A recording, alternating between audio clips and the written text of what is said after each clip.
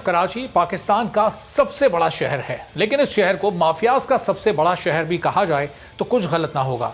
कारोबार करने वालों को भत्ताखोर माफिया का डर है, घर या प्लॉट खरीदने वालों को लैंड माफिया का डर है, वालिदैन को यह डर रहता है कि उनके स्कूल, कॉलेज और यूनिवर्सिटी जाने वाले बच्चे कहीं ड्रग माफिया के हत्थे ना चढ़ जाएं।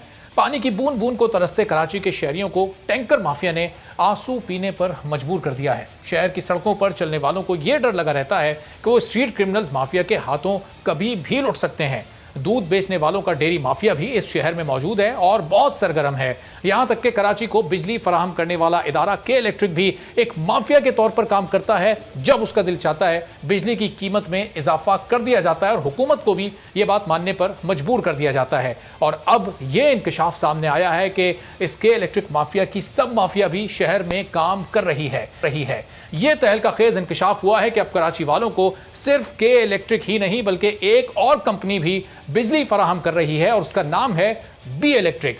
कई सालों से सरजानी के इलाके में हजारों घरों को यह बी इलेक्ट्रिक बिजली फराहम कर रही है और बाकायदा के इलेक्ट्रिक की तरह इसके बिल भी लोगों को भेजे जाते हैं। मीटर भी बी इलेक्ट्रिक ही लगाती है और बिजली का कोई भी मरम्मती काम हो इसके लिए भी सरजानी के यारो गोट के रिहायशियों को बी इलेक्ट्रिक से ही राब्ता करना पड़ता है। यानी पूरा का पूरा काम इंतहाई मुनज़्ज़म अंदाज से किया जा रहा है। ये बी इलेक्ट्रिक आखिर है क्या? कोई कंपनी है, कोई माफिया है या कुछ और है? इसको कौन चला रहा है? और इससे भी ज्यादा अहम बात यह है कि किसकी इजाजत से इसको चलाया जा रहा है। ये तमाम बड़े अहम सवालात हैं जिनके जवाब सामने आना बहुत जरूरी है। अब ये बी इलेक्ट्रिक है क्या, ये कोई कंपनी है, ये कोई माफिया है, इसको कौन चला रहा है? ये तमाम सवालात जानते हैं कामरान मिनाज, बोल न्यूज़ के सीनियर रिपोर्टर, इस वक्त हमारे साथ कराची स्टूडियोज में मौजूद हैं और इन्होंने ये स्टोरी ब्रेक की, ये स्टिंग ऑपरेशन किया। तो इनसे जानते हैं कि क्या इन तमाम सवालात के जवाब इनके पास मौजूद हैं। कामरान, बहुत शुक्रिया प्रोग्राम के लिए, आपने वक्त निकाला। ये बड़ा तहलका खेज इंकशाफ है कि के इलेक्ट्रिक तो काम कर ही रही थी, ये बी इलेक्ट्रिक नाम की कंपनी ये मीटर भी लगा रही है, ये बिल्स भी छाप रही है। ये कौन चला रहा है, इसके पीछे कौन है, कौन इसकी सरपरस्ती कर रहा है? ये बहुत सारे सवालात हैं।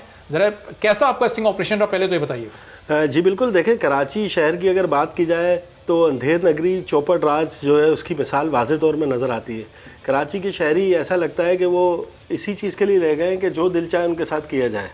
तो स्टिंग ऑपरेशन जाहिर सी बात है इसमें मुश्किलात भी थी, परेशानियां भी थी, क्योंकि माजी में जो बी इलेक्ट्रिक कंपनी है इसका वतीरा रहा है कि ये लोगों पे हमला करने में, गुंडागर्दी करने में या बदमाशी करने में ये बिल्कुल भी ख्याल नहीं करते। तो हमने मोहतात होकर इस पे काम किया। अल्हम्दुलिल्लाह हमने बी इलेक्ट्रिक का जो ऑफिस उन्होंने बनाया हुआ उसके अंदर भी गए। ऑफिस किधर है ये बी इलेक्ट्रिक का? इसको चला कौन रहा है? मालकान कौन है? किसकी इजाज़त से चला रहे हैं? ज़रा इस पर मुख्तसर रोशनी डालें, फिर ज़रा राबिस्तान साहब से भी पूछते हैं ज़रा इस बारे में। जी देखें, ये यारू गोट का इलाका है, न्यू कराची अल्लाह वाली का स्टॉप है।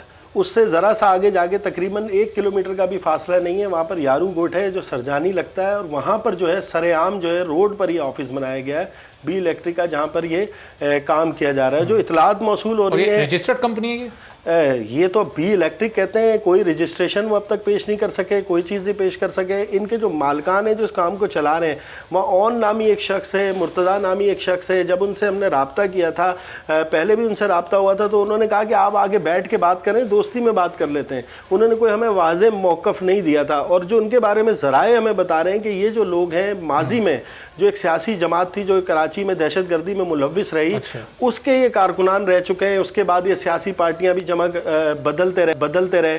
तो ये वहाँ सरेआम काम कर रहे हैं, लोगों से बदमाशी कर रहे हैं आप। जी बिल्कुल, MQM लंदन से भी जो है इनके ज़राए करेंगे इनका माजी में ताल्लुक़ रहा। उसके बाद जब MQM लंदन बैंड हुई तो ये दूसरी जमातों में आ गए।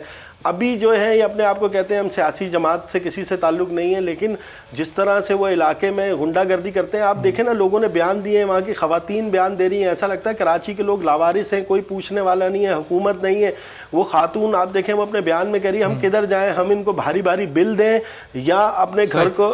ये अब इस मौजूदा जो सूरत हाल है इसमें क्या शहरी हुकूमत, सूबाई हुकूमत भी है उनके इल्म में, वो कार्रवाई क्यों नहीं कर रही? ये सवाल आपसे पूछता हूँ। लेकिन ज़रा राबिस्तान खान साहब, अब आपका ये इलाका है, आप वहाँ से MP हैं, आपके इल्म में ये पूरी चीज़ है? बी इलेक्ट्रिक आपके इलाके में काम कर रही है, वो मीटर भी लगा रही है, भारी बिल भी भेज रही है और लोग मजबूर हैं वो बिल अदा करने पर?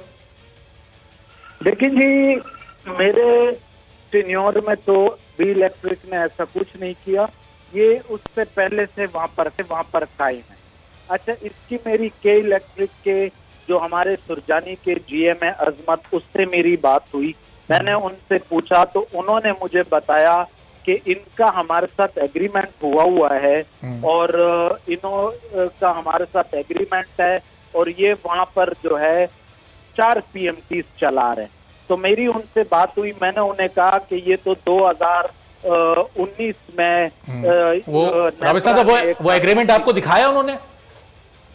नहीं, मेरी फोन पे बात हुई है। मुझे भी इस चीज का आज ही इल्म हुआ है क्योंकि मेरा ऑफिस यारूकोट में भी है, हमारा ऑफिस सुरजानी में भी है, हमारा खुदा की बस्ती में भी है, गुलशन मेमार में भी है।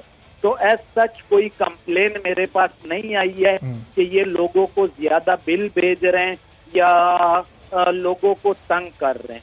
आज आपके तवसुत से, आपके चैनल के जरिए मुझे पता चला, तो मेरी के इलेक्ट्रिक में बात हुई अजमत से।